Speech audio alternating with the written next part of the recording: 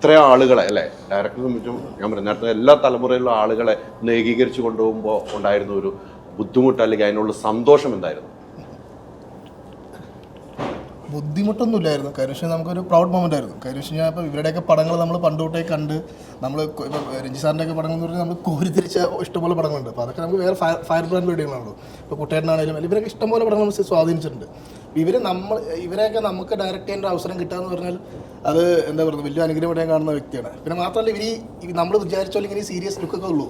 ലൊക്കേഷനിൽ വന്നവരെല്ലാം ഭയങ്കര വൈബാണ്. ഇപ്പോൾ ഭയങ്കര വൈബ് എന്ന് ഇപ്പോൾ നിഖിൽരാജ് പറഞ്ഞ പോലെ ഇപ്പം നമ്മുടെ മൈൻഡിൽ രഞ്ജി പണിക്കർ എന്നൊരു വ്യക്തിയെ നമ്മൾ കാണുമ്പോൾ നമ്മുടെ മൈൻഡിൽ നമ്മളൊരു ജഡ്ജ്മെൻ്റ് ഉണ്ടാവുമല്ലോ, ഇങ്ങനെയൊക്കെ ആയിരിക്കും, അയ്യോ നമുക്ക് അടുക്കാൻ പേടിയൊക്കെ ഇരിക്കുന്നത്. ഇവരുടെ വീട്ടിലത്തെ ഒരു കെമിസ്ട്രി നമുക്ക് അറിയാനൊരു ക്യൂരിയോസിറ്റി. പക്ഷേ ഞാൻ ഇവരെ നേരിട്ട് കാണുമ്പോൾ ഇവരുടെ അച്ഛൻ മകൻ കോമ്പിനേഷൻ കാണുമ്പോൾ നമ്മൾ ദൈവം ഇങ്ങനെ ഇത്രയും ഒരു ഭയങ്കര കെമിസ്ട്രിയാണ്.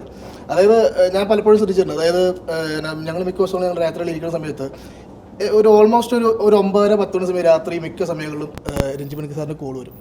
അത് ഡെയിലി ഞാൻ ശ്രദ്ധിക്കാറുണ്ട്. വിളിച്ചിട്ട് മോനെ എവിടെടാ, ഞാൻ അച്ഛൻ ഇവിടെ ഇങ്ങനെയാണ്, ശരിയടാ ഞാൻ കിടക്കുവാട്ടാ, ഗുഡ് നൈറ്റ് എന്നൊക്കെ പറഞ്ഞാൽ അങ്ങനെ ഞാൻ ഡെയിലി കാണുന്നൊരു കാര്യം. അപ്പം ഞാനിത് കാരണം എൻ്റെയൊക്കെ അച്ഛൻ ഉള്ള സമയത്ത് ഞങ്ങൾ അങ്ങനെ ഡെയിലി ഒരു കമ്മ്യൂണിക്കേഷൻ നമുക്ക് ഉണ്ടായിട്ടില്ല. അപ്പം ഈ വൈബ് നമുക്ക് ഭയങ്കരമായിരുന്നു. അപ്പോൾ അതേ തന്നെ നമുക്ക് ലൊക്കേഷനൊക്കെ ആണെങ്കിലും നമുക്കിപ്പോൾ കുട്ടേട്ടനൊക്കെ ആണെങ്കിലും ഇപ്പോൾ നരേൻ ബ്രോ എല്ലാവരും അതെ ആ ഒരു പടത്തിൻ്റെ പേര് ആഘോഷം എന്ന് പറഞ്ഞ പോലെ തന്നെ ഒരു ഔട്ട് ആൻഡ് ഔട്ട് ആഘോഷം തന്നെയായിരുന്നു ലൊക്കേഷൻ.